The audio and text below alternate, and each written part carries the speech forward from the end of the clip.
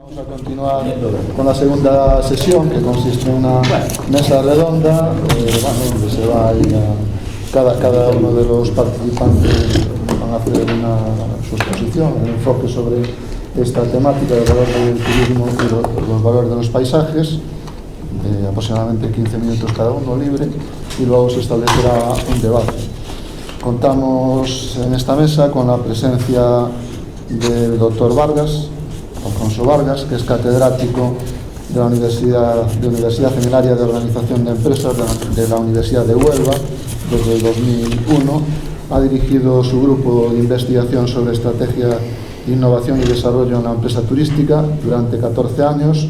Ha sido fundador y editor de la revista científica Enlightening Tourism durante 12 años, listada, es una revista de las pocas revistas en turismo en España de alto impacto. Es académico de número de la Academia Andaluza de Ciencia Regional. Sus principales intereses de investigación se encuentran en la disciplina de dirección estratégica y en la gestión del turismo, tanto a nivel de empresa como de destinos, habiendo dedicado principalmente su atención en los últimos años a la gobernanza turística y a la aplicación de la economía circular en esta industria. Ha realizado actividades académicas en diferentes universidades e instituciones de educación superior alrededor de todo el mundo, en los 5 continentes, y ha sido un placer contar ahí con su presencia, con Alfonso, que además pues hace poco tuvimos ahí una convivencia en un congreso internacional de turismo que celebramos en Ourense, ¿no? También contamos, aquí a mi izquierda, con Gerardo Pereira, el doctor Pereira, que es profesor asistente con habilitación de Antropología y Turismo Cultural en la UTAD, de Portugal, Universidad de Trás-os-Montes y Alto Douro. Realiza investigaciones sobre antropología del turismo y patrimonio cultural en el Centro de Investigación en Antropología. Profesor visitante en varias universidades, entre otras en la Universidad de Vigo, Coruña, Santiago de Compostela, Pablo Olavide en Sevilla, Salamanca, Panamá, Universidad Nova de Lisboa. Fue galardonado con premios, con el premio Vicente Risco de Antropología Social y Ciencias Sociales en 1994, Fitur en 2007, Investigación Turística, y Sol Meliá en 2011, premios de la Universidad de las Islas Baleares a la investigación turística. Actualmente investiga sobre el turismo indígena en Gunayala, Panamá, y sobre las nuevas ruralidades en Galicia y el norte de Portugal. Un placer también contar con el doctor Pereira. Contamos también con el doctor Pérez Alberti, con Augusto, catedrático de Geografía Física de la Universidad de Santiago de Compostela desde 1999.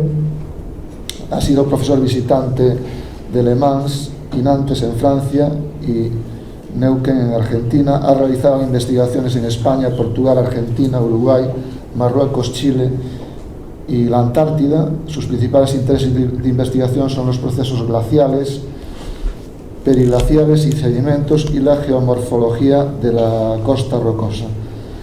Ha sido premio Trasalba, promovido por la Fundación Ortega Pedrallo en el año 2002 por su labor cultural y galleguista. Es un placer también contar con el doctor Pérez Alberti. Y finalmente contamos con Agustín Hernández Fernández Rojas. Es ingeniero de caminos, canales y puertos por la Universidad Politécnica de Madrid y funcionario del Cuerpo Facultativo Superior de la Xunta de Galicia. Fue consejero de Medio Ambiente, Territorio e Infraestructuras de Galicia desde el 20 de abril de 2009 hasta el 9 de junio de 2014, fecha en la que fue nombrado alcalde de Santiago de Compostela. Y desde el 12 de septiembre del 2019 es presidente del Consejo Económico Social de Galicia. También un placer contar con la participación de Agustín Hernández, ¿no? Y sin más, después de estas breves presentaciones, porque evidentemente su currículum es muy amplio, aquí hicimos un muy resumido, ¿no? Una muy resumida presentación, pues ya pasamos a dar la palabra a los participantes según el orden ahí de presentación. El doctor Alfonso Vargas tiene la palabra. Pues muchas gracias, José Antonio, no solo por tu presentación, sino por tantas cosas, también por tu granito de arena para poder estar aquí y contribuir, aunque modestamente, a esta reflexión colectiva en torno a las líneas de trabajo del CISPAC, naturalmente a las personas que están al frente de este centro de investigación, por hacer posible mi presencia aquí, Gustavo, en fin, y a todos los compañeros de mesa. Es un honor pues compartir este rato, esta mesa redonda con tan distinguidos colegas. Después de la extraordinaria presentación, conferencia del doctor Carlos Costa, no será fácil, al menos para un servidor, añadir ideas muy innovadoras. He dicho extraordinaria, pero para quienes le conocemos y quienes le escuchamos con alguna regularidad, no es nada extraordinario, es ordinario, pues poder disfrutar de su brillantez en la exposición.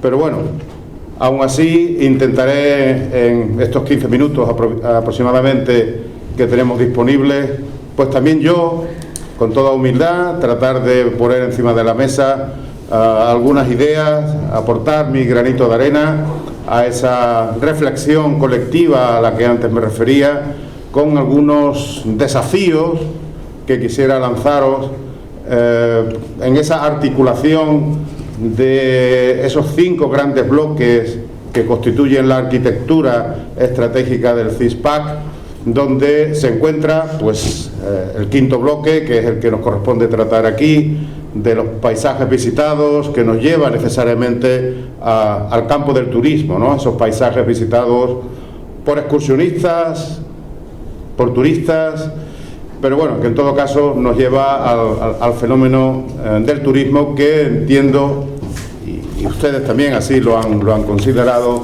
que tiene que estar dentro de esa estructura conceptual de investigación, de transferencia, que desde este centro de investigación, con la potencia de las 3 universidades gallegas, pues estáis armando. Bueno, yo creo que lo primero que solemos hacer los académicos cuando nos enfrentamos a una situación de este tipo es saber qué dice la literatura científica al respecto, ¿no? Lo que yo les voy a presentar aquí no tiene una gran pretensión. Estoy seguro que alguno de los presentes o no presentes en algún momento hará una búsqueda de este tipo y una sistematización de lo que ha sido publicado en las principales revistas acerca de la sinergia entre paisaje y turismo, turismo y paisaje. Yo siempre les traigo un pequeño botón de muestra para mostrar algunas ideas que me parecen interesantes, y especialmente 2 en las que incidiré al final como 2 desafíos que les lanzo para, si lo tienen a bien, recoger y en algún momento a lo mejor pues desarrollar, ¿no? Bueno, yo simplemente lo que he hecho es irme al Web of Science, lo que hacemos todos los académicos, y para ver lo que se ha hecho en la materia de manera más reciente, buscar pues, los artículos que han sido publicados en los últimos 5 años, en una búsqueda sin grandes pretensiones, viendo aquellos artículos que contienen en su título pues, las palabras que nos interesan, ¿no? Turismo, landscape, scenery, este tipo de palabras que conectan con el objeto de nuestra reflexión en esta mañana. Y simplemente aquí les traigo la lista de los 5 artículos más citados.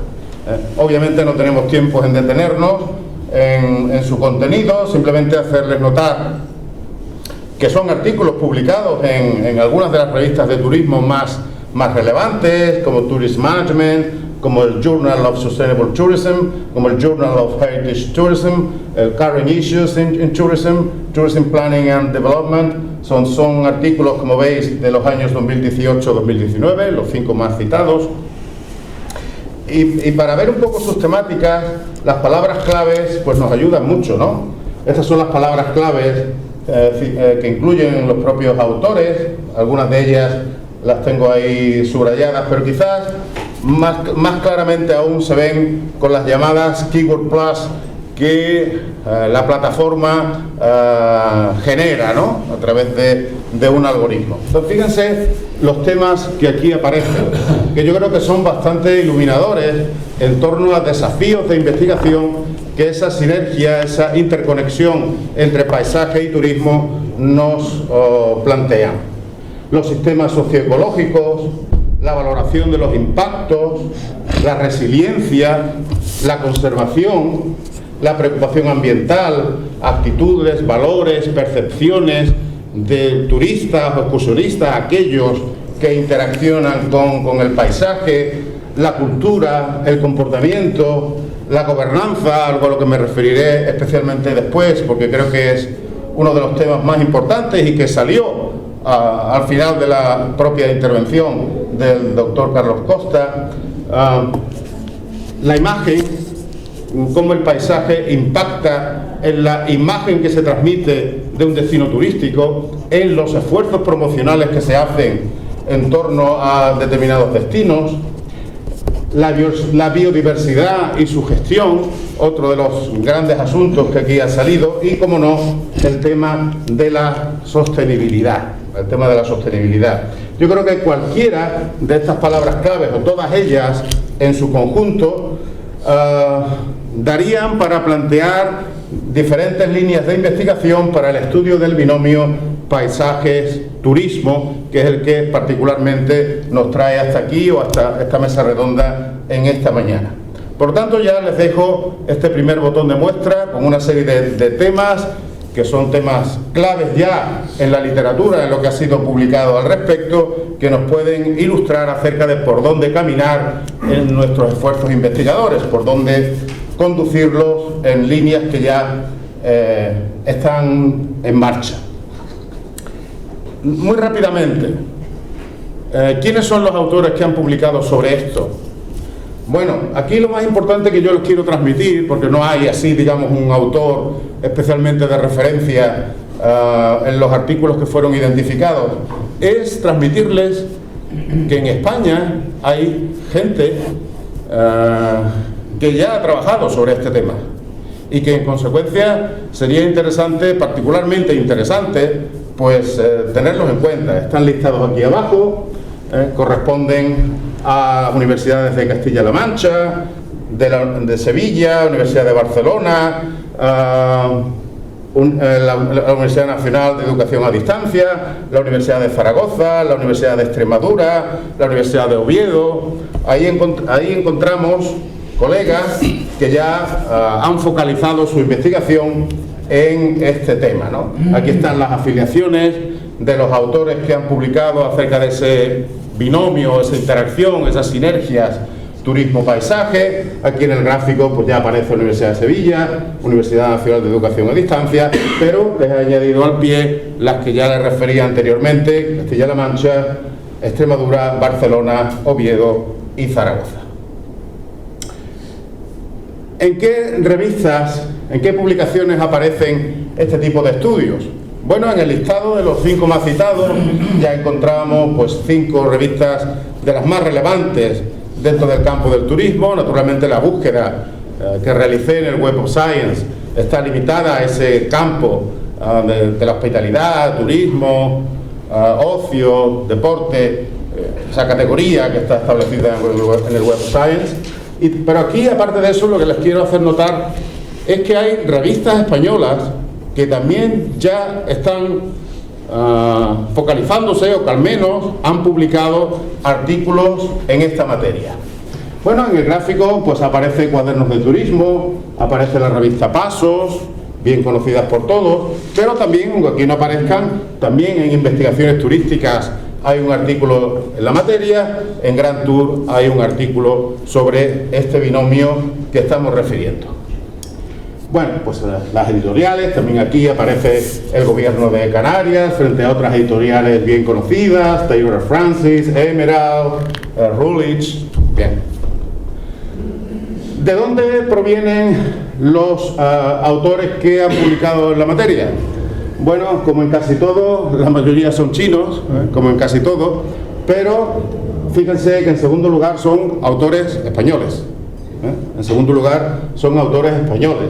También los autores portugueses tienen una presencia destacada, Brasil, en fin, ven ustedes aquí el panorama de países de procedencia de los autores que han trabajado sobre ese binomio. Aunque, como era de esperar, la mayor parte de los artículos están en lengua inglesa, también me pareció interesante hacer notar que no es menor, no es irrelevante la presencia de artículos en español, incluso de artículos en portugués. Por lo tanto, estamos en un entorno, España y Portugal, estamos en un entorno donde ya este es un tema que ha suscitado interés y donde encontramos autores y publicaciones interesadas en todo esto, ¿no? Y bueno, la mayoría de las publicaciones están en este índice del Emerging Sources Citation Index, también otras en el Social Science Citation Index, pero la mayoría de ellas en el Emerging Sources. Dicho lo cual, este es un poco el marco de lo que se está haciendo, dicho así muy rápidamente, en la literatura científica. Vamos al CISPAC. Por lo que yo he podido conocer, he podido ver en su web, en algún que otro documento, las ideas están bastante claras, en el sentido de que hay 4 programas de investigación establecidos en este bloque de los paisajes visitados, itinerarios culturales, efectos del turismo de masas, la actividad turística, la lógica bioeconómica, el desarrollo turístico en contextos en crisis, que conectan muy bien con las 3 líneas de investigación que están marcadas. El Camino de Santiago, naturalmente, era casi obligado, ¿verdad? Tratar este asunto, ligándolo con los itinerarios culturales, ligándolo con los efectos del turismo de masas, ligándolo con el desarrollo turístico en contextos de crisis e incluso con esa lógica bioeconómica que conecta con algo tan actual como la economía circular, la aplicación de los principios de la economía circular en el turismo. Y lo mismo cabría decir de las otras 2 grandes líneas de turismo y territorio y sostenibilidad turística. Y además con algo que a mí me parece especialmente relevante y sobre lo que yo siempre transmito pues una especial sensibilidad. Y es que no solamente se habla de investigación, sino que es investigación y transferencia. La transferencia al tejido productivo es extraordinariamente importante, tejido productivo, tejido institucional, los tomadores de decisiones en el sector y bueno, eso está también ahí en el planteamiento del centro, de lo cual naturalmente pues yo me congratulo. Y además me parece que existe una muy buena articulación entre esos 5 bloques y además dejando para el final el que habéis dejado para el final, el quinto, el de los paisajes visitados, que conecta con el turismo. ¿Por qué? Porque el turismo necesita de la gente, esos paisajes donde vive gente. El turismo necesita del patrimonio, de esos paisajes donde existe un patrimonio tangible o intangible, material, inmaterial, que tiene un extraordinario valor desde el punto de vista de la generación de experiencias turísticas. Porque necesitamos de esos paisajes que producen, porque esas producciones agropecuarias, artesanales o de otro tipo, pues tienen que conectar con las experiencias turísticas y con un concepto que luego les plantearé como uno de los grandes desafíos que creo que desde el punto de vista de la investigación podrían abordarse, que es el desafío de la autenticidad, de la creación de productos realmente auténticos. Ahora me detendré un poco más en ello, ¿no? Y al final, todo eso tiene que ser gobernado.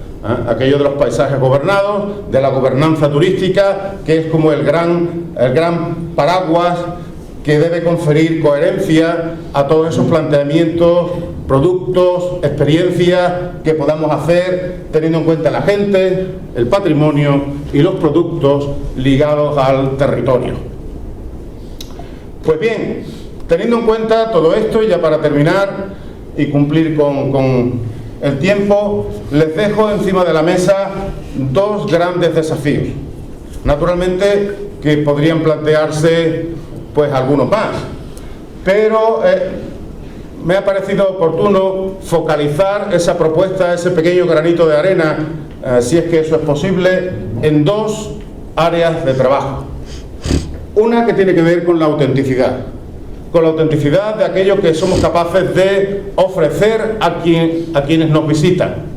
Porque esa autenticidad tiene que ver, como antes me refería, con la gente, tiene que ver con el patrimonio y tiene que ver con los productos locales. Tiene que ver con todos estos elementos que confieren una personalidad, una singularidad al territorio y que lo hace diferente a los demás. Por tanto, el estudio de ese constructo complejo de la autenticidad y su conexión con estos tres bloques que están en la génesis del CISPAC me parece especialmente pertinente en vuestro caso. Y por último, les dejo el tema de la gobernanza. Me parece que es el gran tema, para mí al menos es el gran tema. No ya porque sea ese gran paraguas que tiene que dar coherencia a todo lo que hacemos, sino porque el modelo de desarrollo turístico que se pretende repensar, y ahora todos decimos que estamos en un proceso, haciendo un ejercicio de reflexión, de repensar cómo debemos orientar el turismo tras el trauma, ¿verdad?, del que venimos. Todo eso tiene que verse reflejado en la manera en que los destinos turísticos son gobernados. Y para eso es muy importante, desde mi humilde punto de vista, tener en cuenta estos dos elementos que aquí les dejo. Lo que yo llamo las 3 S: sostenibilidad, SMART, aquello del turismo inteligente, y la seguridad. La sostenibilidad ligado al cambio climático, ligado a la aplicación de la economía circular, todo el fenómeno SMART ligado a la revolución tecnológica que está en ciernes y que, bueno, va a condicionar enormemente el desarrollo del turismo, y la seguridad como herencia que de alguna manera nos deja la pandemia, ¿no? Por hablar del fenómeno más reciente. Y, por último, las 4 P's. Aquí permítanme un pequeño inciso para finalizar de qué es lo que yo veo, qué es lo que no me gusta y cuál es el cambio que creo que debemos producir, que tiene que ver con algo que ya se dijo antes, ¿no?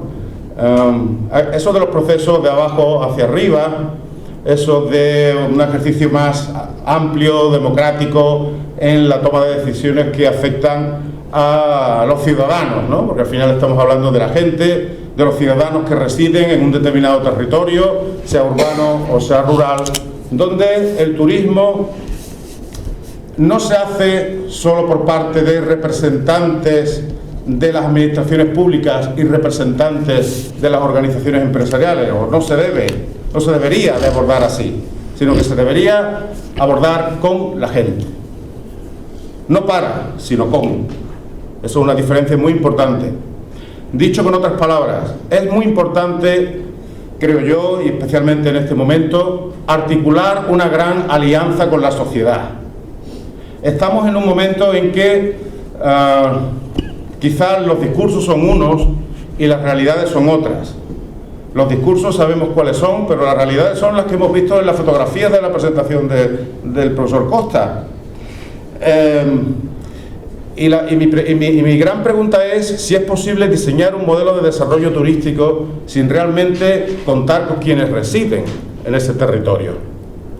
Es por eso que a mí me gusta hablar, ahora que se habla no tanto de gobernanza, sino de cogobernanza, de la gobernanza no solamente entre representantes políticos y representantes empresariales, sino también con la P de people, con la P de las personas, de los ciudadanos que allí residen, que tienen que tener su espacio de voz y de voto en determinadas decisiones que inciden o que pueden incidir muy severamente en sus vidas. Entonces ahí tenemos que evolucionar desde esos tradicionales partenariados público-privados que han sido pasos muy interesantes, ¿no? La colaboración entre administraciones públicas, la colaboración de las administraciones públicas con las organizaciones empresariales, pero hoy necesitamos dar un paso al frente e incluir esos mecanismos de articulación con la sociedad.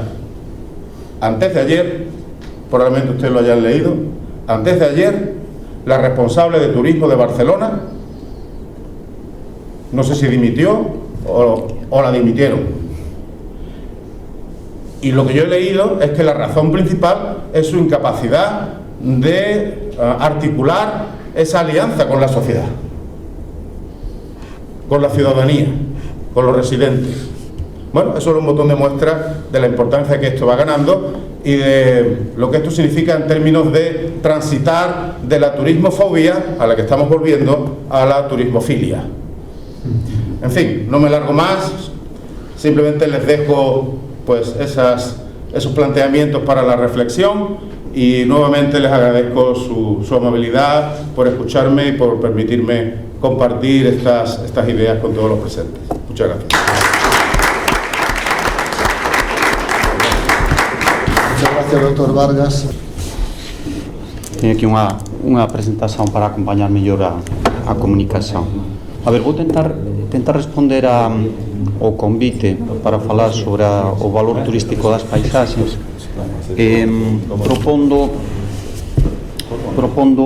tres cuestións. A cuarta non vou falar, non vai dar tempo, fica para outra ocasión. O primeiro, pensar como a paisaxe foi terra e territorio antes de paisaxe. Na segunda, como desde o século XIX a idea de paisaxe se foi moldando e foi evoluindo tanto do punto de vista ideolóxico como do punto de vista das súas prácticas sociais, políticas e económicas.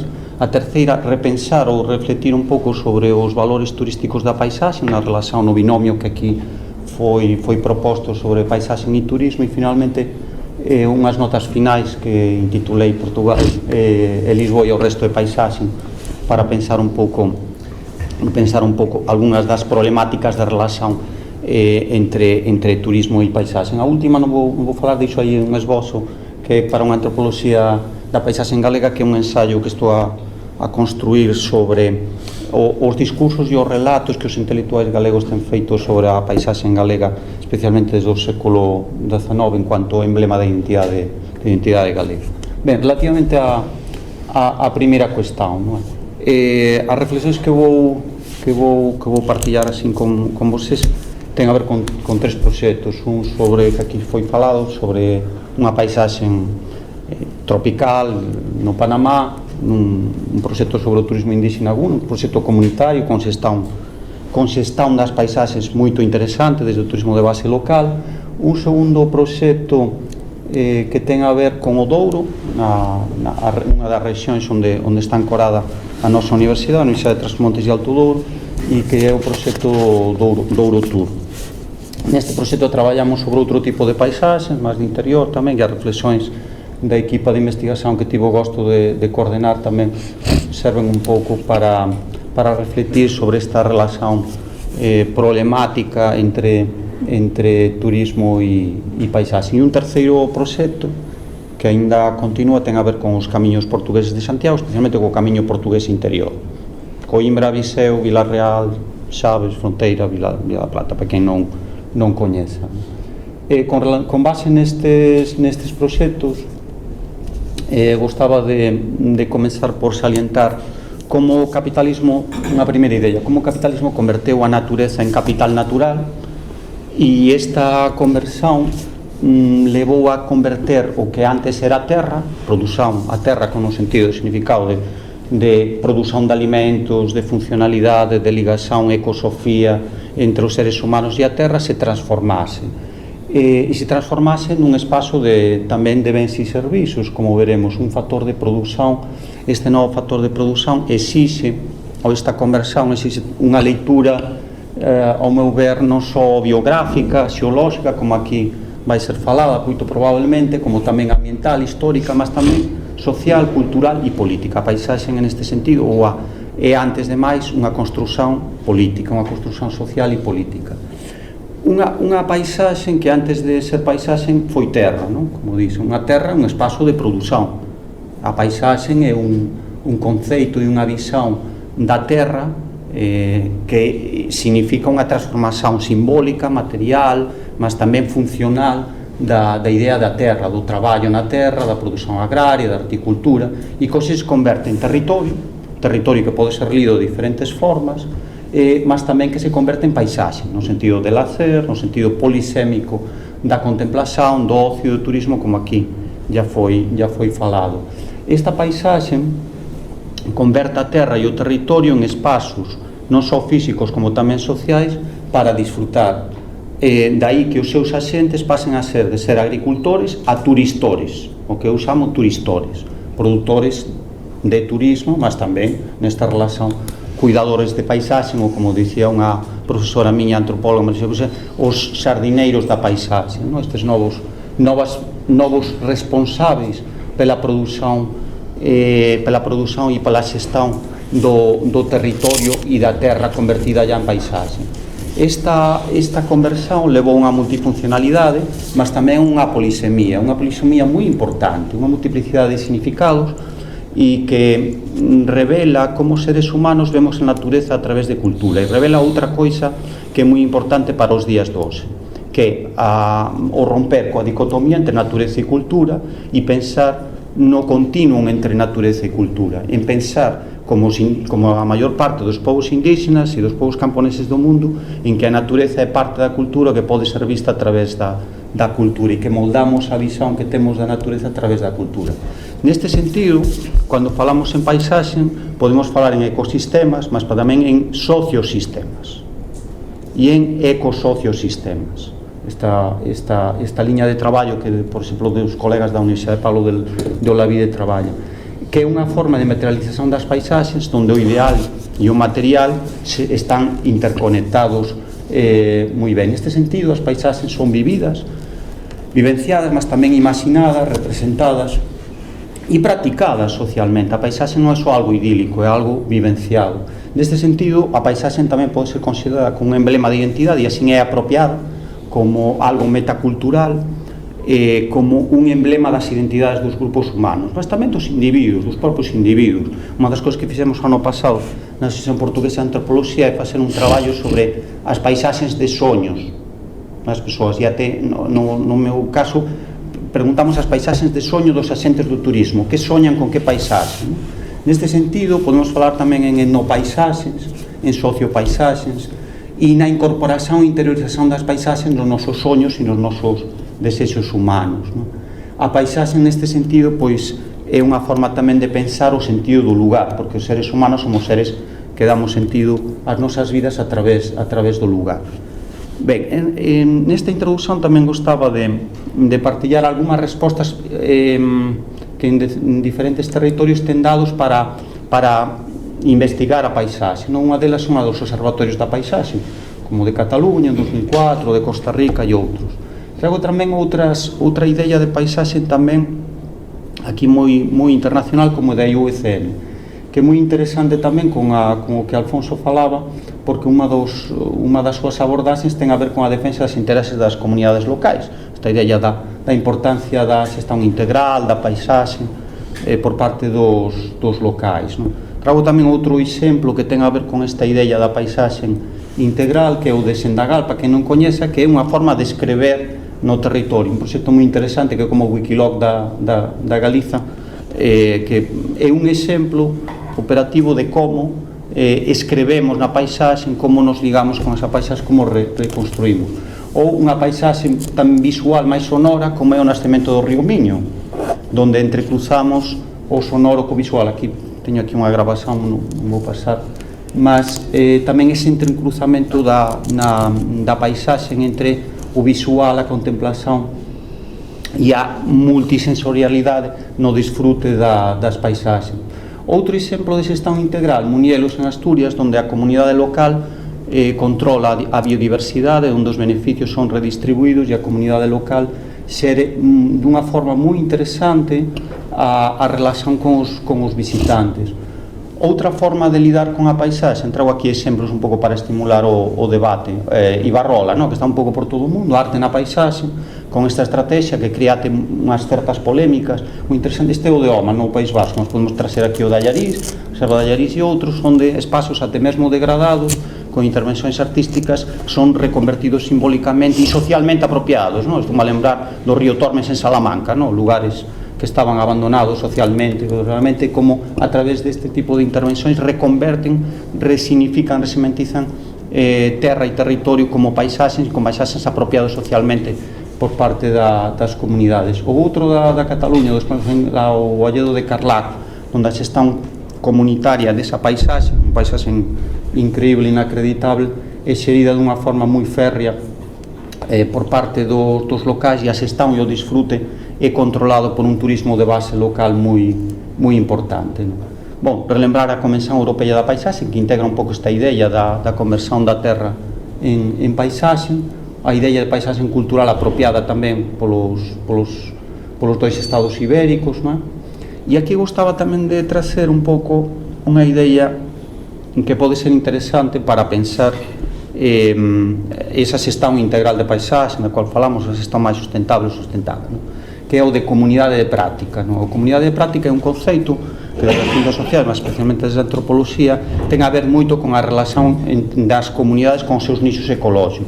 Ten a ver non só con esa visión simbólica, ideal, estrutural, funcionalista das comunidades, como ten máis a ver con a visión máis material, máis ecolóxica das comunidades en relación con eses ambientes nos quais viven, nos quais traballan, nos quais se mobilizan, porque aquí estamos a falar tamén de movilizacións. Ben, feita esta introdución, e para ir máis rápido, na relación entre natureza e cultura, a construción da paisaxe ten unha evolución e unha historia tamén da propia idea de paisaxe, desde un século XIX en que a idea de paisaxe era moito máis aristocrática. Podemos pensar até mesmo no caso da Galiza, norte de Portugal, dos pazos, das casas grandes, etc., onde o xardín con influencias británicas e francesas era moi importante, nunha visión aristocrática da paisaxe, para contemplar, para disfrutar, para crear espacios sociais dentro desas familias máis abastadas.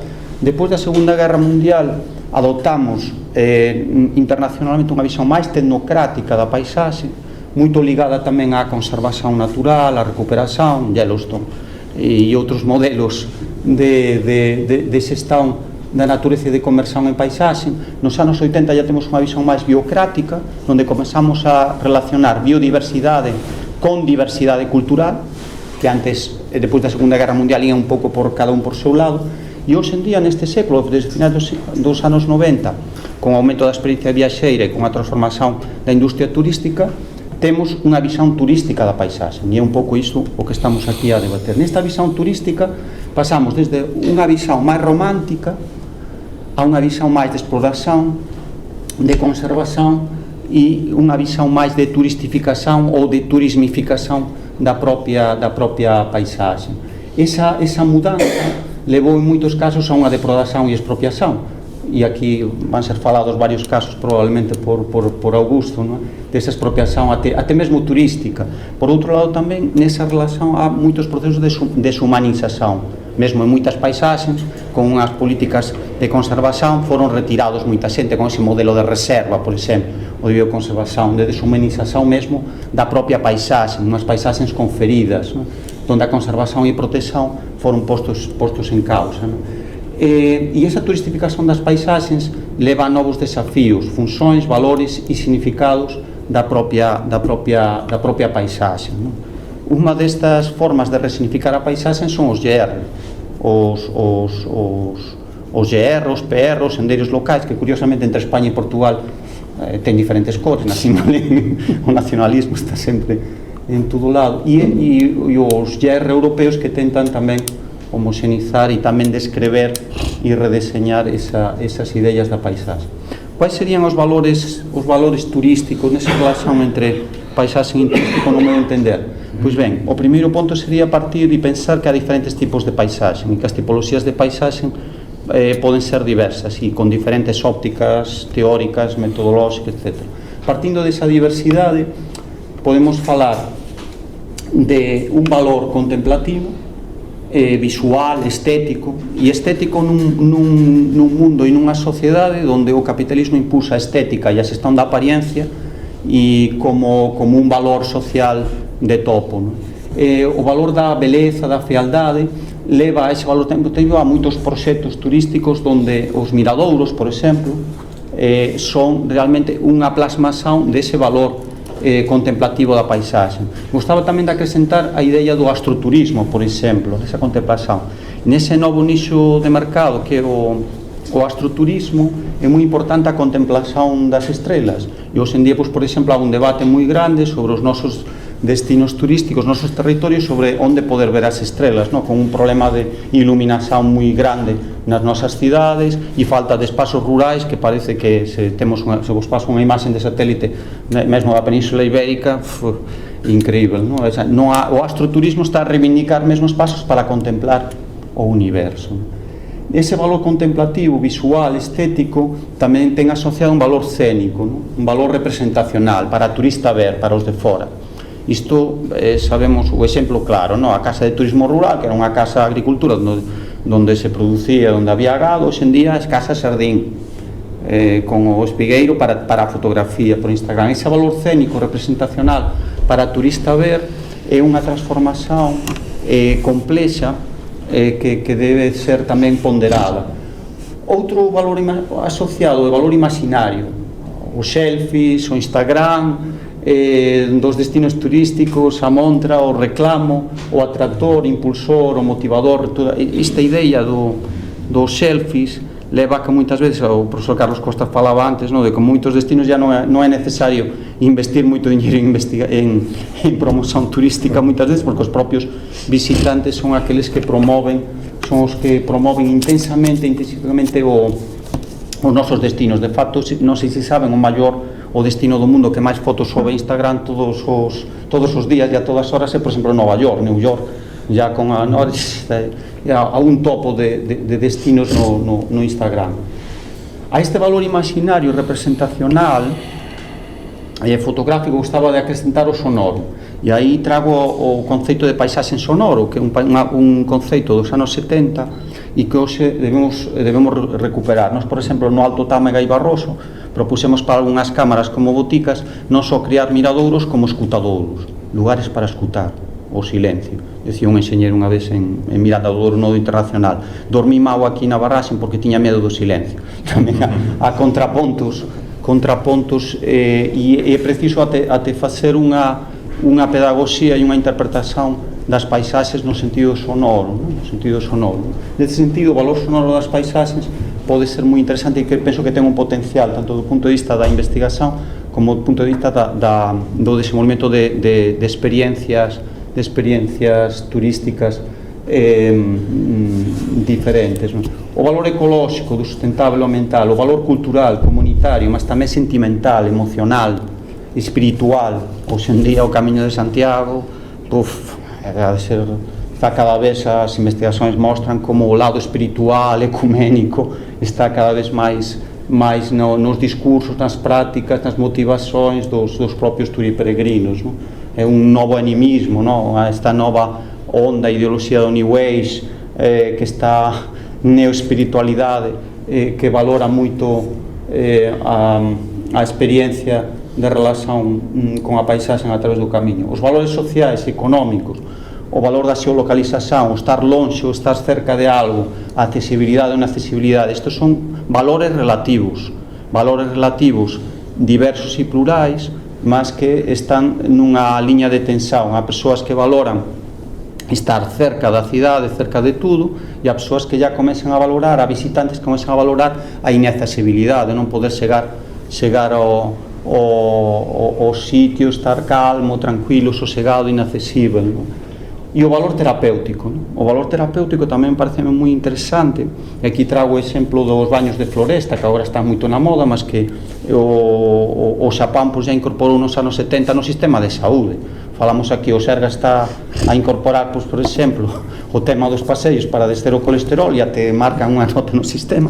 Pois o xaponés isto já o facía nos anos 70, mas con unha ciencia moi exhaustiva por detrás, tanto ciencias biomédicas como as ciencias humanas e sociais a traballar sobre esta idea do Shinrin-yoku xaponés, donde o valor terapéutico da paisaxe é algo máis que o valor contemplativo, está asociado a un valor contemplativo, e agora já empresas mesmo en España e en Portugal que están a traballar nisto. De facto estamos a propor para a Cámara de Castrodaire, no sul do Douro, un destos proxectos ligados aos baños de floresta.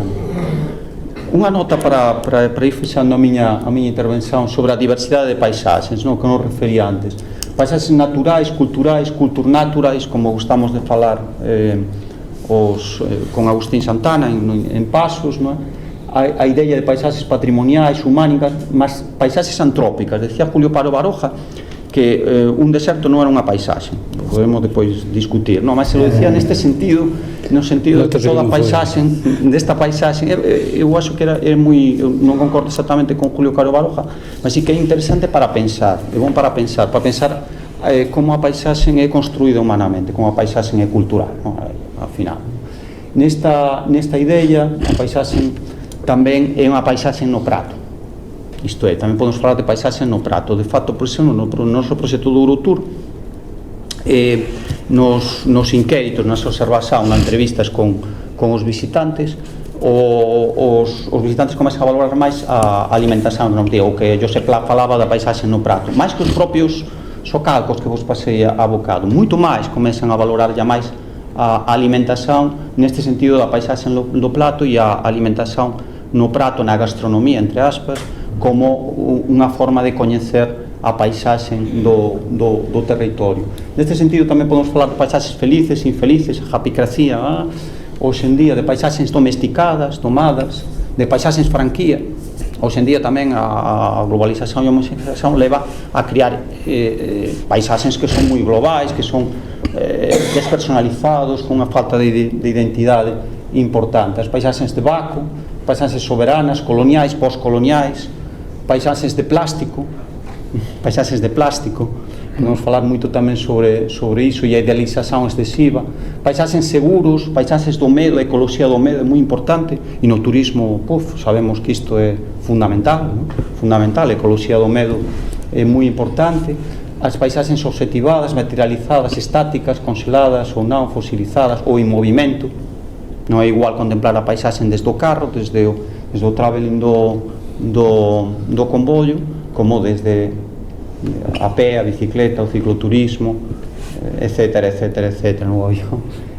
As paisaxes cinematográficas, as commission films que son digamos que unha forma de producir paisaxes, e producir imaginarios moi fortes que acaban por converterse en paisaxes para os visitantes, para os de fora. Paisaxes do Eros, do Tánatos, paisaxes tamén utópicas, distópicas, e depois, ao final, paisaxes tamén para os de dentro, desde dentro, con os de dentro, ou con os de fora, ou falaban antes de cogobernanza, de coparticipación, ou máis alén da participación cosmética e da maquillaxe, que moita da participación que é feita,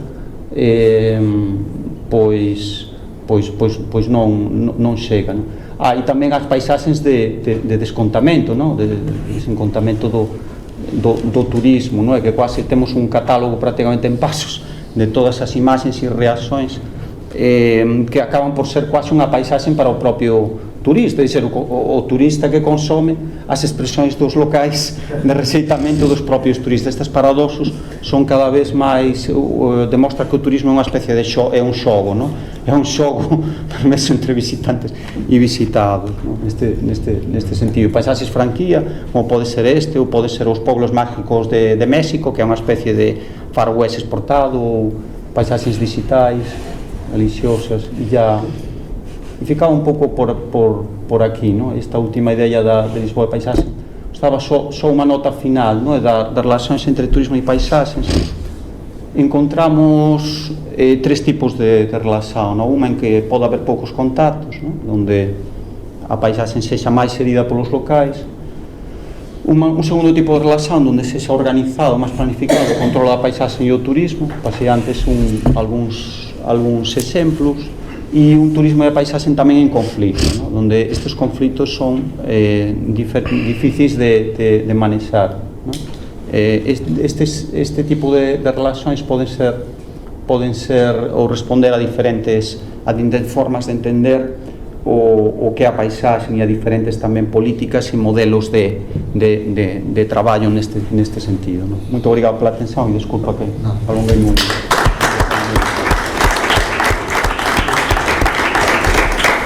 Gracias, Xerardo. No, como son tan interesantes, cóstame, a verdad, cortar ou decir algo, non? Bueno, ten agora a palabra o doutor Pérez Alberti. No, eu, bons días, pois tamén gracias por invitarme.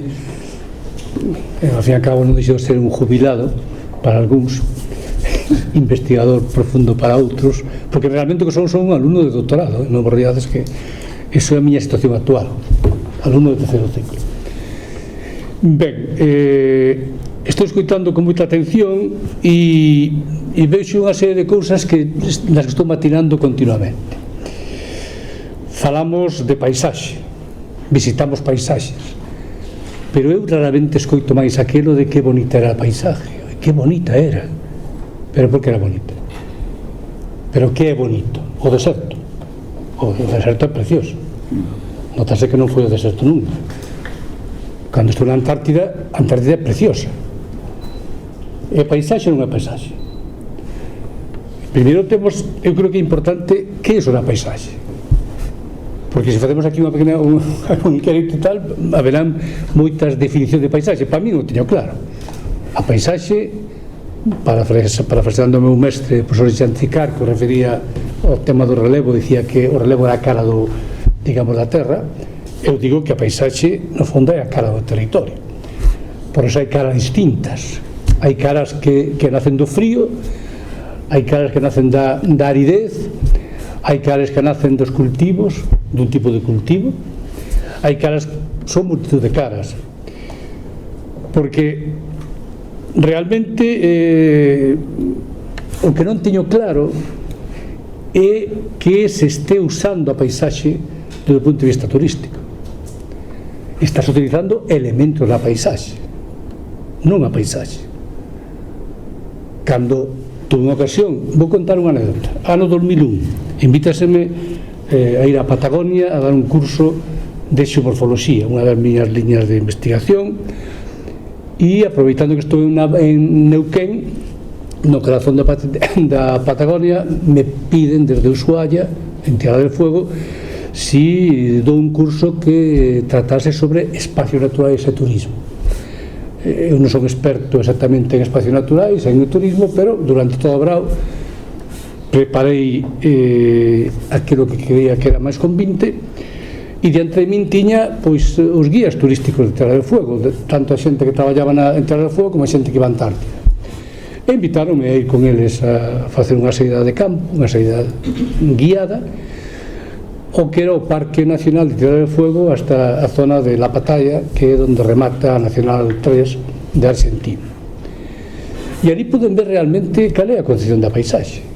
Paramos a ver exactamente unha castorera, que evidentemente foi un elemento novo que se introduce en Tierra del Fuego e se lle escapa das maus en unha zona que non hai depredadores, inzan como aquí as mimosas, e construyen auténticas obras de inxeniería, porque eso é unha auténtica obra de inxeniería que transforman as paisaxes.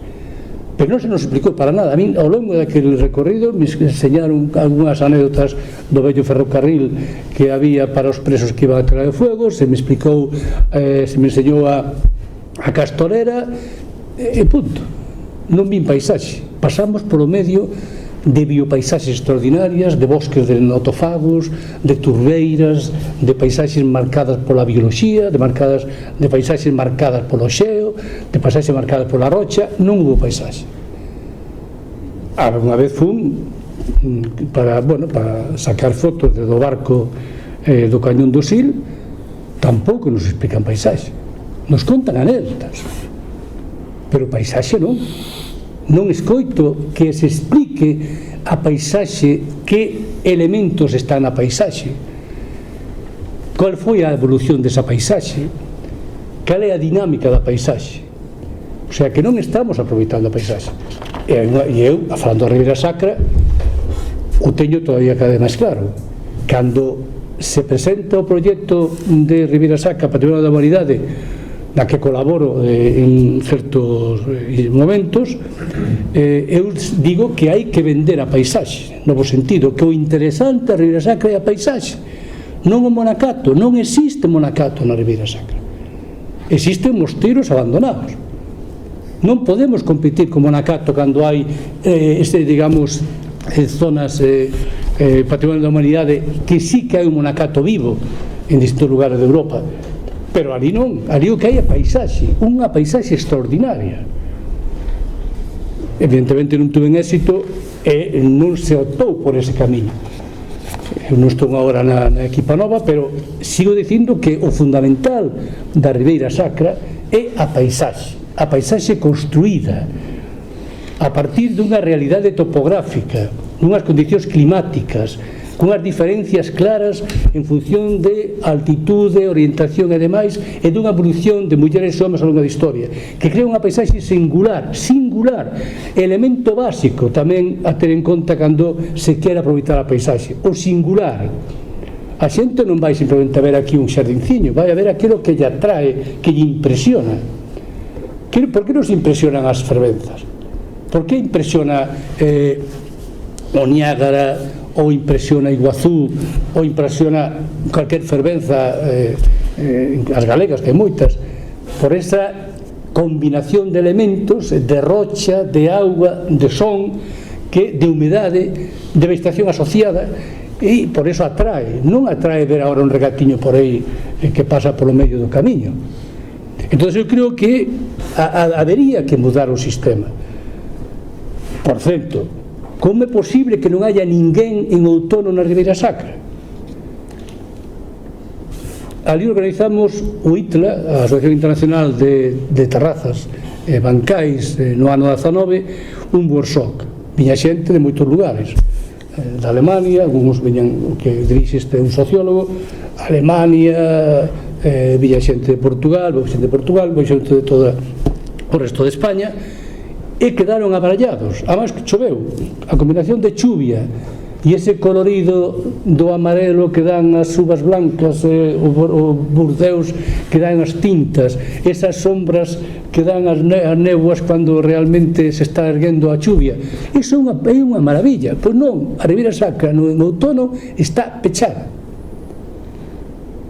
non hai nin barcos. Por que? Porque lógicamente non hai unha potenciación do diferencial. O diferencial de Galicia en moitos casos é o outono, e quen di Ribeira Sacra di o Courel, di Ancares, di Trevinca, onde está todo o caducifolio, onde está lógicamente os eucaliptales, é complicado, pero onde está, digamos, a vegetación autóctona, que son as árbores caducifolias, é unha oportunidade que se está perdendo, que además coincide o momento que se empeza a poder hacer o viño que se acaba de recoller, o momento que aparecen produtos como a castaña e toda a gastronomía asociada á castaña. Entonces creo que realmente non se está aproveitando a paisaxe, estás aproveitando o elemento da paisaxe, porque, insisto, chegamos diante, alguén entendería que cheguemos diante da Catedral de Santiago e que digan, aquí está a Catedral de Santiago, ai, que bonita é esa. Non, aí se explica a catedral, a historia da catedral, o seu estilo da catedral, a combinación, sí ou non. Na paisaxe non se explica nada. A lo menos eu nunca vin que me explicaran a paisaxe. Eu intento explicar as relacións entre o que eu denominei como elementos estruturais e texturais, elementos que mudan moi a longo plazo, como é o relevo, como é a topografía, que condiciona a paisaxe, e os elementos texturais, que son aqueles que mudan moito máis rapidamente, que son os que caracterizan as paisaxes. Evidentemente pode haber viño, e de feito hai viño en Verín, e hai viño no Salnés, e hai viño na Ribeira Sacra. Son igual as paisaxes? Non. Por que? Porque muda a topografía, mudan as condicións climáticas, que trae consigo que muda o sistema de produción do viño. Temos as parras no Salnés, temos os calcos con todo o sistema de estacas no Ribeiro e na Ribeira Sacra, e temos, igual que en Zamora, igual que imos que máis que ao leste, as vides pegadas á terra na zona de Verín, ou non, ou incluso Valdeorras, que tamén é unha zona intermedia. Co cual, hai unha mudanza non solamente topográfica, sino tamén climática, e muda a paisaxe. Por iso eu sempre defendía que na tipificación das paisaxes galegas era fundamental ir da baixo arriba, para intentar diferenciar aquelas tipoloxías de paisaxe máis significativas, saber como funcionaban, que iso nos permitía poder intervir despois na restauración, na rehabilitación das paisaxes, de estudiar os elementos antrópicos, como poden ser os bancais, como poden ser os calcos, como poden ser os camiños, os sendeiros, e os elementos naturais, os elementos, digamos, o tipo de cultivo e demais, que nos permitía entender por que está cada cousa no seu sitio. Porque non podemos esquecer que as paisaxes que máis atraen son as paisaxes, Tito me dirá que son orgánicas, as paisaxes tradicionais, en donde o sistema tradicional ou orgánico, vamos, que sempre me di Tito que diga, está marcado por qué? Polo que tamén xa describín fai moitos anos, polo valor do uso da terra, pola potencialidade agronómica da terra. Aí iso é o que condicionaba a construcción da paisaxe, a potencialidade agronómica. Nun sistema tradicional orgánico, cada cousa estaba no seu sitio, porque non quedaba outra. As patacas non salían á beira do río porque había moita humedade, o centeo tampouco. Entón había unha relación clara, moi clara entre a topografía, a catena de solos, a humedade e o uso. Na parte de arriba, o pastoreo, en moitos casos da montaña, por riba da aldea, as centeiras, os campos de centeo. A media ladeira aparece a aldea, en torno á aldea os campos de cultivo, as patacas, as hortas, as hortiñas. Na parte baixa, que solo máis profundo pero máis húmedo, que aparecían, ou que aparece, os prados e a beira do río, bosque de ribeira. Eso muda totalmente. A outra cousa, se analizamos as 29.000 e pico de entidades de población que hai en Galicia, veremos que a medida que aumenta a pendiente, están emplazadas prácticamente todas mirando cara ao sur. Non hai aldeas mirando cara ao norte. Eso se perde, eso pérdese, ahora construíse en aquel sitio. Na cidade é diferente, pero construíse a beira do río, construíse na parte que mira norte, co cual estamos introducindo elementos de gasto innecesario despois nas vivendas, maior humedade, xa non digamos que están a beira do río. Está a beira do río, despois hai unha inundación, levou a casa, é normal. Aí estamos río, non? Por aí, xa non digamos nas zonas mediterráneas, se construimos nunha rambla. Eso leva todo. Entón creo que habría que retomar o tema, estamos nun sitio ideal que é o CISPAT, non estudiar, non que cada un vai estudiar o que le dé a gana, que sí, pero se chamamos CISPAT para interpretar as paisaxes, habrá que facelo tendo como objetivo a comprensión da paisaxe. Non é que se trate un da historia agraria, outro da xeografía agraria, outro da xeografía do turismo, outro da xeoloxía e outro que temos aí arqueólogos de arqueoloxía. Haberá que pensar en visión de vamos a entender como as paisaxes atlánticas se foron construindo e cada un vai aportar o seu coñecemento. Que iso tamén é para mí un erro da licenciatura de paisaxe. Eu tuve a suerte de estar no equipo redactor da Lei da Paisaxe e depois tuve a suerte de estar no equipo elaborador da licenciatura de Paisaxe. Nos dous casos conseguín pouco, pero no caso da licenciatura menos, porque na licenciatura eu dicía que había que crear, moi típico do mundo anglosaxón, materias enfocadas a paisaxe. Non é xeoloxía, é xeoloxía en canto que se utiliza para interpretar a paisaxe. A mí me interesa en cuidado que sea precámbrico ou cámbrico unhas rochas, me interesa que esa rocha xenera na paisaxe. Moitos coñeceredes o gran plegue tumbado, a dobra tombrada do Courel de Campodola. Ben, me interesa en cuidado que tiña 400 millóns de anos, tiña 100. É un farallón cuarcítico que xenera unha perspectiva peculiar e unha paisaxe singular, unha litopaisaxe que chamou. Me interesa entonces coñecer a vegetación en canto a flora e a fauna en cuanto que contribuye na construcción da paisaxe. Me interesa conocer a historia en función deso, a arqueoloxía, como o sistema foi construindo castros e demais e foi mudando as distintas paisaxes. Non sumar, a paisaxe non é unha suma, a paisaxe é unha interrelación, entra en xogo, é un modelo, ten que ser un modelo sistémico, non sumativo. É teoría xeral de sistemas. muda un elemento e muda todo. Construímos unha vía de comunicación evidentemente necesaria se non se fai, pero muda a paisaxe, que pode convertir nunha paisaxe máis singular ou menos. Alguén pon en dúbida que a Ponte de Rande non é un elemento singular na ría de Vigo. Hai obras que mudan a paisaxe, pero lógicamente porque hai unha intervención que está mudando todo o que é o territorio. Entón, no caso concreto de APAC foi a gran cambiadora de paisaxes, ou non? Aquí había centeo, non, mas en trigo, ora hai xirasoles, non hai xirasoles, pomos non sei que, pomos alfalfa, pomos colza. Está mudando a paisaxe. Entonces, me parece que é fundamental ter en conta, primeiro, que a paisaxe hai elementos diferenciados, elementos que mudan lentamente, elementos que mudan rapidamente, estruturais e texturais, que as paisaxes teñen ritmos e tempos distintos, que hai paisaxes que mudan moi rapidamente, toda a paisaxe urbana realmente, e hai outras paisaxes, as agropaisaxes, depende de onde.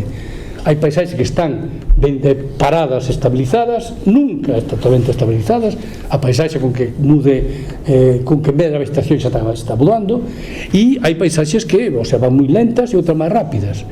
E entón temos elementos, temos dinámicas, e como resultado disso temos toda unha serie de tipoloxías que eu diferenciaba unha serie deles, un traballo que fixe xa fai algúns anos, pero que eu en algún caso diferenciaba entre litopaisaxes, biopaisaxes, agropaisaxes, hidropaisaxes, para ter algún elemento que despois podamos usar na planificación territorial, porque senón é unha especie de ente, a paisaxe está aí. E hai outro tema importante, e que é o tema de que é o importante, caracterizar a paisaxe ou delimitar a paisaxe. Eu creo que o fundamental é caracterizar, porque porlle cancelas ao vento é complicado.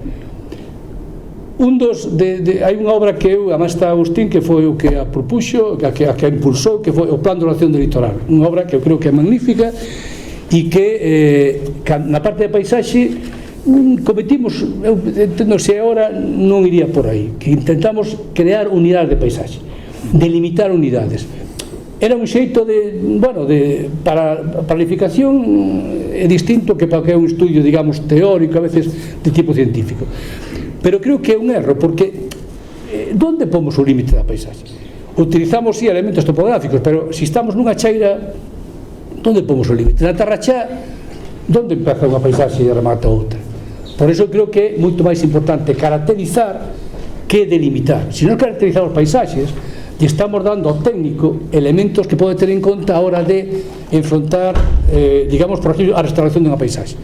Porque se nós analizamos a tipoloxía de vivenda, analizamos os peches, analizamos os cultivos, analizamos os camiños, analizamos...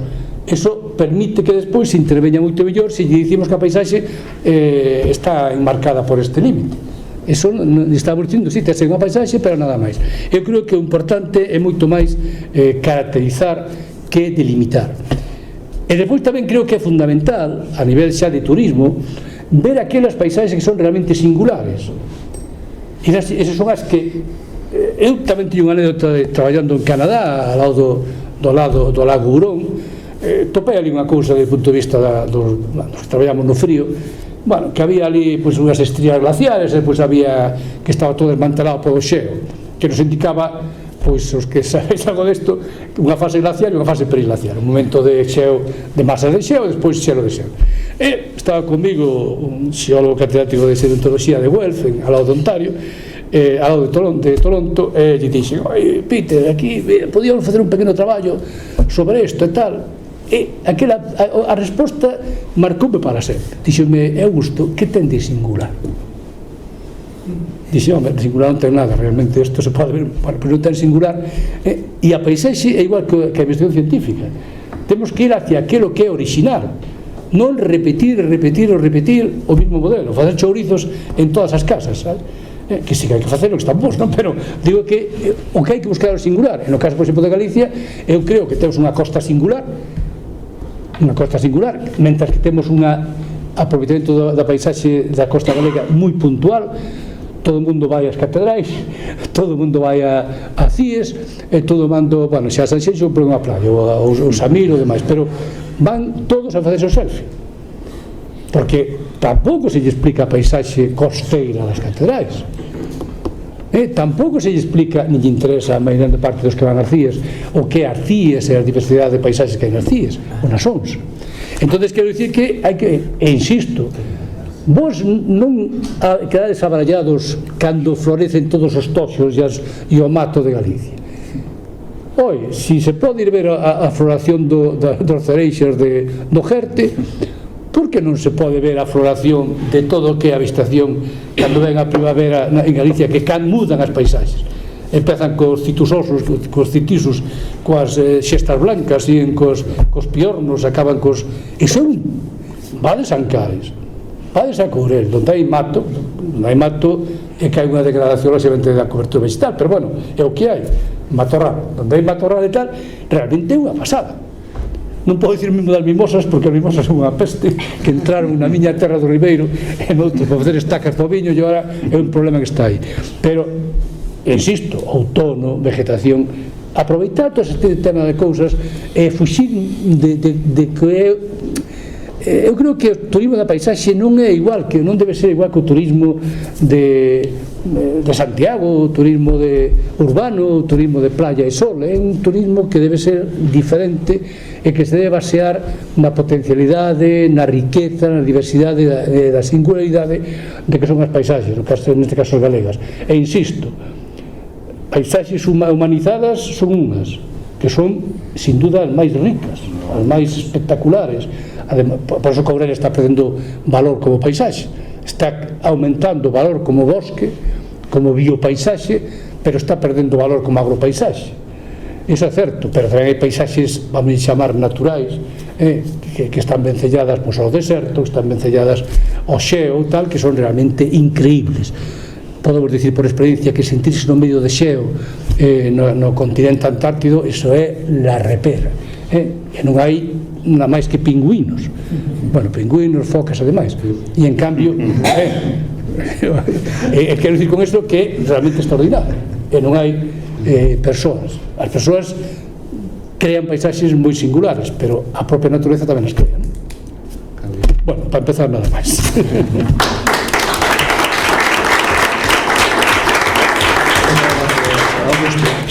Agustín.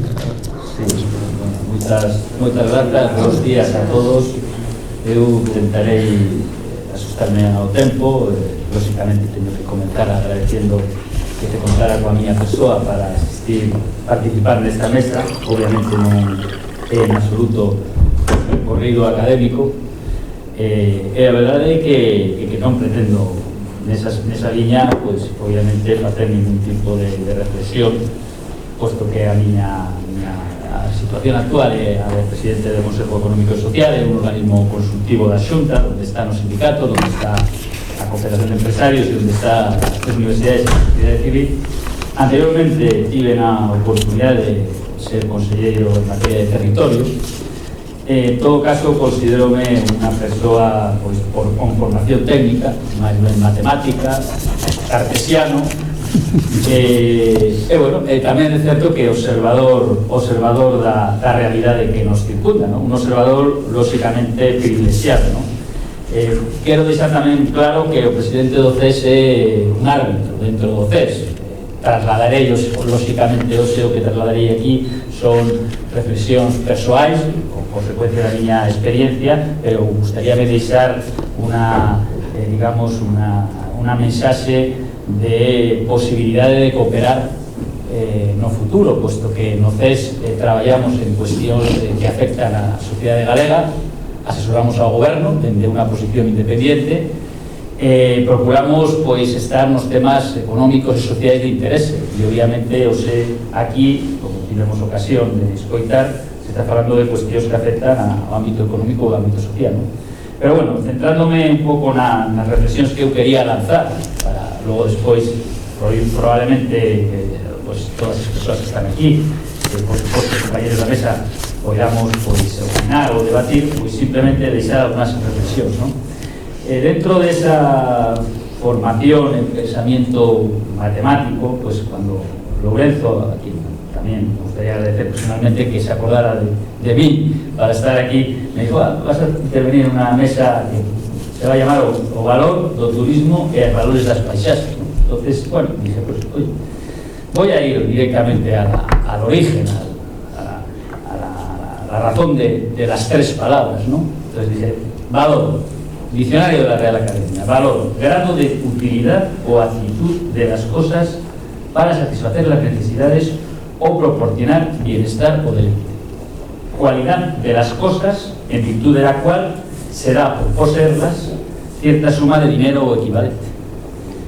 Turismo, la otra palabra clave que ponemos hoy en esta mesa de opinión, ¿no? Actividad o hecho de viajar por placer.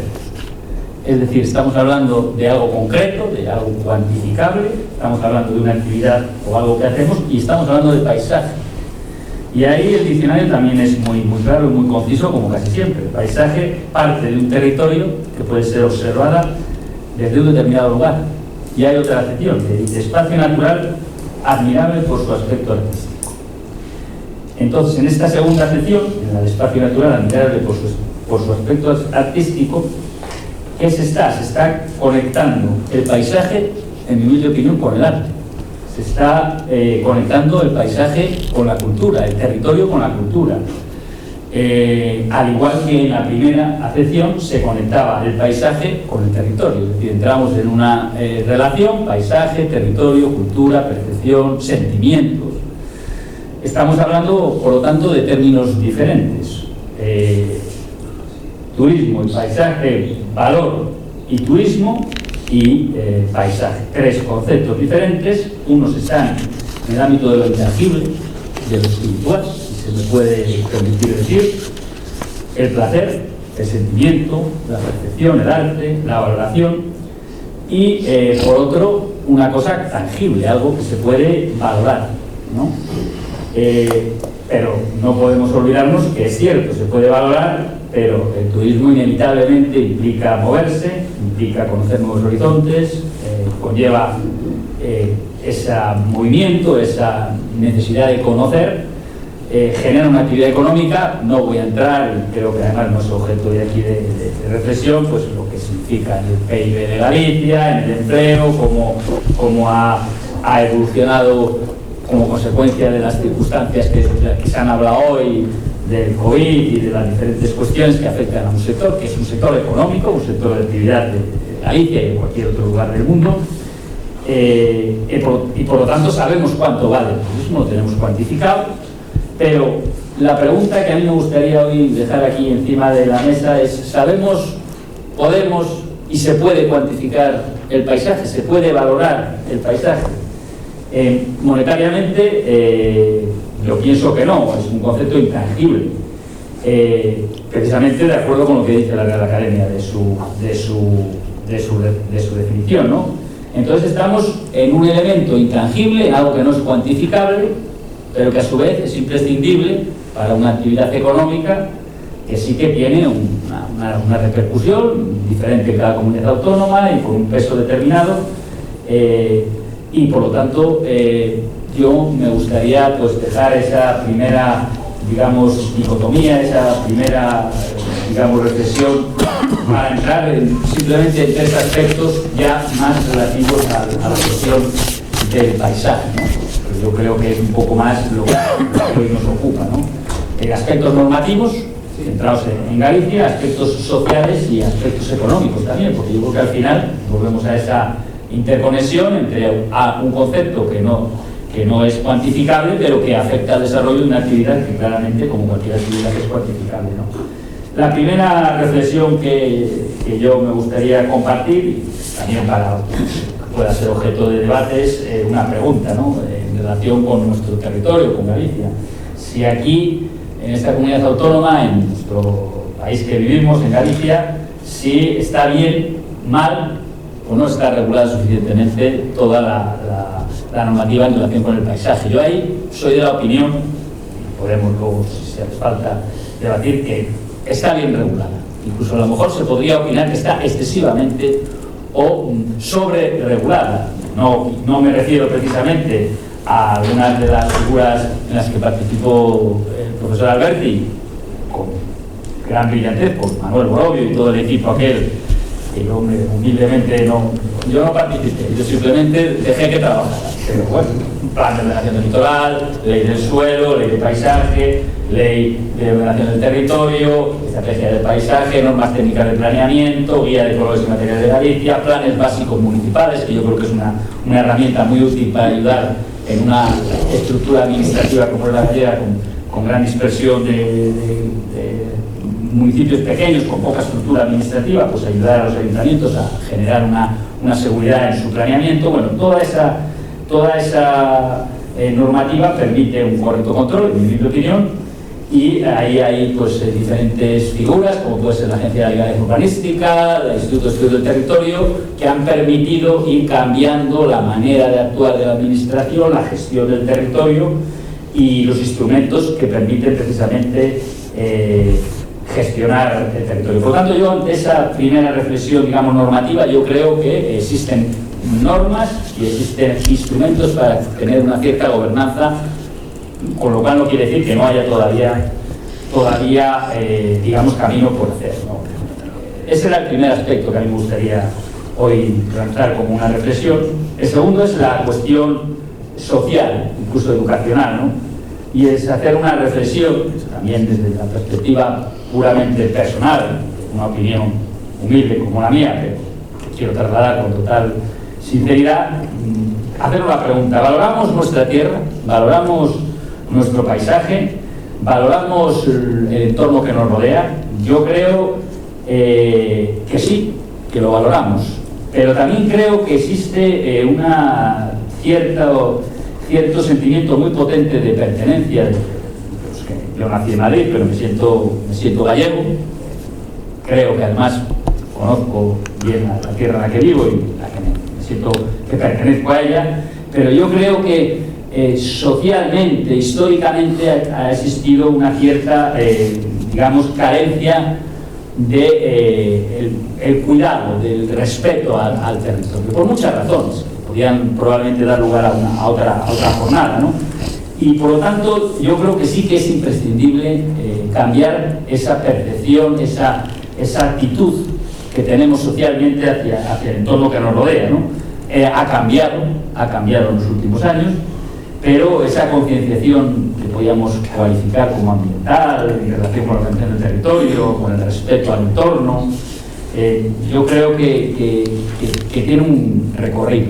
Y precisamente ahí, aprovechando que se me ha dado esta oportunidad en el CISPAC, yo creo que el CISPAC puede tener un papel muy importante, porque yo creo que ahí hay una componente claramente educacional, muy claramente educacional, en todos los niveles, pero bueno, en el tema de formación es vital y es imprescindible, ¿no? Y ya por último, quería hacer alguna reflexión al respecto de la cuestión económica, ¿no? Ya más llegado a lo que es el sector, a la cuantificación del sector del turismo, ¿no? En ese sentido, simplemente me gustaría compartir algunas reflexiones que hemos hecho en el CES, pues para analizar ámbitos concretos del turismo, lo digo porque están a disposición de todos los que están aquí. En el 2018 se publicó un cuaderno que titulábamos Avaliación y Análisis, que se llamaba simplemente O Impacto do Turismo, un cuaderno corto, pero que fai alguna reflexión ao respecto do impacto do turismo. E no ano 2020 temos tamén aprobado un informe de avaliación e análisis do potencial do Camiño de Santiago Vía da Prata para o desenvolvemento sostible a escala local, que logo despois tamén tivo un recoñecemento no Museo do CES a través do Premio Valentín Paz Andrade a un traballo que tamén analizaba o Camiño de Santiago a escala local en dous concellos, en este caso do Camiño da Prata, ¿no? Nese sentido, decir que aí colaboramos intensamente co profesor Melchor Fernández, coa profesora Diana Fernández Méndez, do Ribeiro, do IDEGA, da Universidade de Santiago, e en esos documentos, a mí me gustaría, de modo resumido, hacer alguna reflexión, ¿no? En esos documentos trataba, como no podía ser de otra manera, la importancia, la interrelación que existe entre el territorio, el paisaje, el patrimonio y la potencialidad del Camino de Santiago y su aprovechamiento. Se analizaban diferentes aspectos relativos al tema concreto del Camino de Santiago, al deterioro, al concepto local de los propios, digamos, habitantes de esos ayuntamientos en los que se hizo ese estudio, al respecto de la opinión que tenía del fenómeno turístico, que creo que es un tema también muy importante, un poco ligado a lo que se ha tratado hoy aquí en la mesa de la opinión y de la necesidad de adecuar el turismo y su desarrollo a las necesidades, a las sensibilidades de la propia población local, no verlo como algo que entra para cambiar la realidad, sino como algo que tiene que estar, digamos, asimilado y aceptado por todo el entorno y por supuesto por los habitantes de los municipios en los que se está produciendo ese fenómeno, ¿no? Bueno, yo eran un poco las pequeñas reflexiones que quería lanzar hoy aquí para que sirvieran de base a poder pues, generar cualquier tipo de opinión divergente, por supuesto, o semejante, y nada más que volver a poner al Consejo Económico y Social a disposición de posibles colaboraciones para avanzar en estas reflexiones y volver a agradecer que se contara con mi intervención en esta mesa.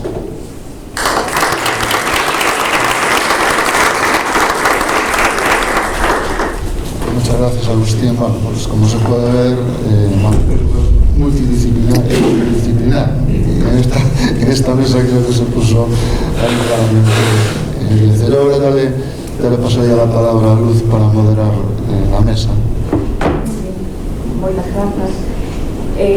Bueno, eu son membro do CISPAC e, bueno, pues, moitas xa me coñecedes, pero, bueno, por situar, eu son arquitecta, son docente investigadora na Escola de Arquitectura da Universidade da Coruña.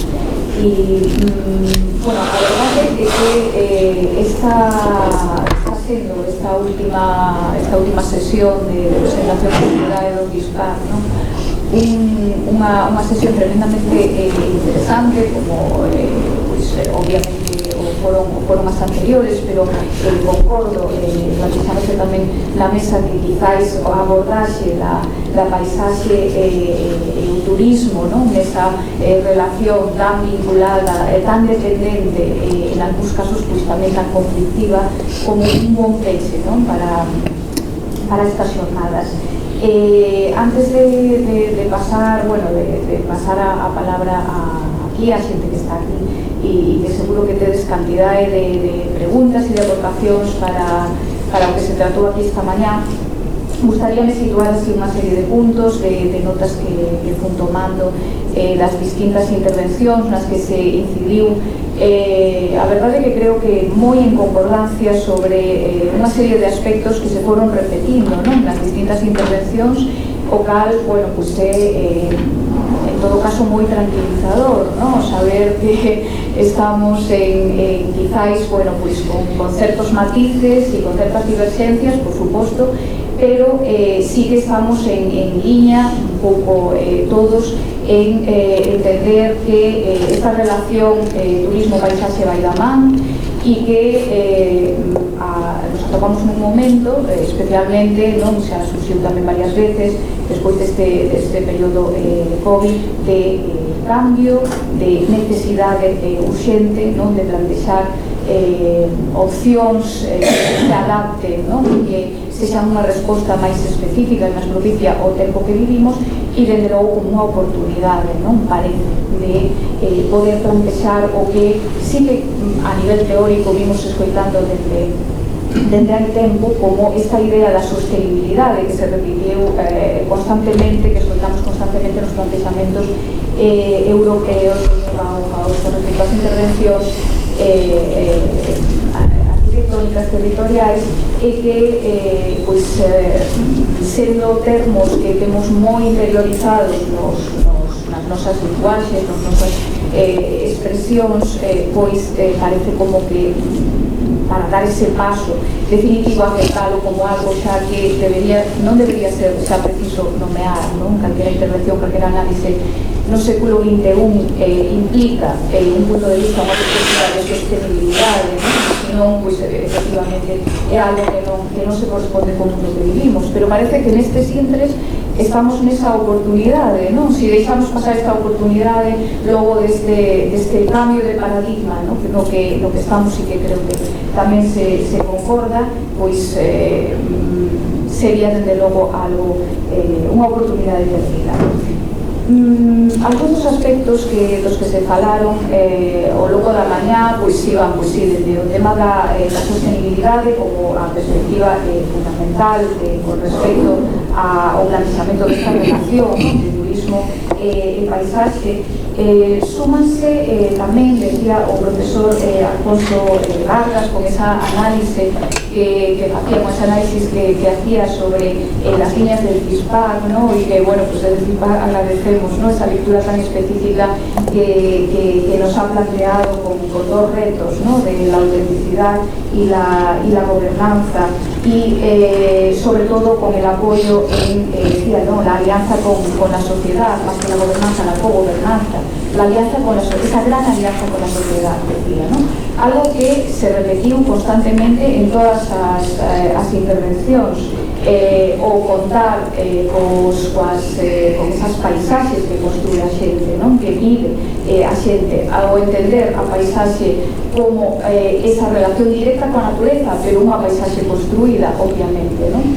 E unha paisaxe que, cando enfocamos desde o punto de vista da perspectiva turística, se converte non só en unha paisaxe contemplativa, sino que, como ben se foi falando, aparecen valores desde a propia representación, a paisaxe sonora, a diferentes experiencias propias, vividas, incluso sentimental o terapéutico, decía o profesor Xerardo Pereiro. Esa, entendo, crítica, esa lectura crítica que o profesor Augusto Pérez Alberti facía a como estamos abordando a explicación e o entendemento da paisaxe, non? Desde un punto de vista turístico, centrándonos máis en elementos, quizás que non na globalidade das distintas capas que compoñen esa paisaxe, non? E como a necesidade de aunar as distintas perspectivas e tratar de entender e explicar a paisaxe tamén como un recurso turístico fundamental, e que tamén lanzaba, non, o FISPAC como un lugar propio para entenderlo desta maneira. Ou, bueno, pues as preguntas que nos plantexaba Agustín Hernández, o que agradecemos o ofrecemento a colaboración co FISPAC, tomo má liberdade aquí de exercer de voz de Lourenzo, pero sí, grazas, seguro que vamos a aproveitar esa oportunidade, non? E que nos plantexaba esas preguntas tan, sí, en modo cartesiano, non? E tan claras sobre as normativas, sobre os aspectos sociais e económicos, non? Existe suficiente normativa para controlar o tratamento da paisaxe, a intervención na paisaxe, loitar contra a destrucción da paisaxe e as intervencións xoguen a favor, non? Moitas veces que temos esta resistencia a intervir na paisaxe, a veces que dan un pouco de ultraconservadurismo, penso eu que efectivamente tamén, non? Pero entendo tamén, non? Porque temos experiencias de intervención, bueno, pues que a verdade son aplicables, vocal, o ter un coñecemento base profundo desas distintas capas, pues sería algo fundamental, ¿no? Para esos aspectos sociais e tan importantes que teñen que ver tamén como medio o tema o papel do FISPAC como esa transmisión á sociedade, non? O papel, digo, entre comillas, educativo, de achegar a percepción da paisaxe por parte dos seus propios constructores. Decía Armando por aquí, os agricultores pasan a ser turistores, ¿no? Bueno, pues hai trasvase de función interesante que nos ponemos desde a perspectiva do turismo, ¿no? E desde logo, pues, o rol